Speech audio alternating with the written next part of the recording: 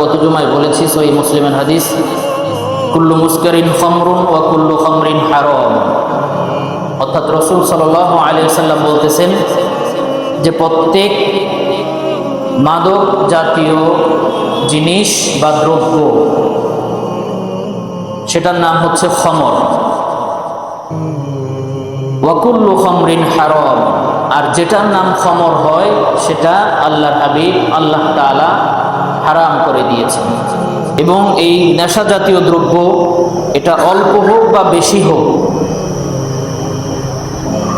Addiction অল্প করুক বা বেশি করুক, এটা নেশার অন্তর্ভুক্ত হবে। মা আসকারা কাসীরুহু ফাকলিলুহু হারাম। রাসূল সাল্লাল্লাহু আলাইহি সাল্লামের বাণী সহিহ তিরমিজির মধ্যে যেভাবে বর্ণিত হয়েছে, মা আসকারা কাসীরুহু ফাকলিলুহু হারাম।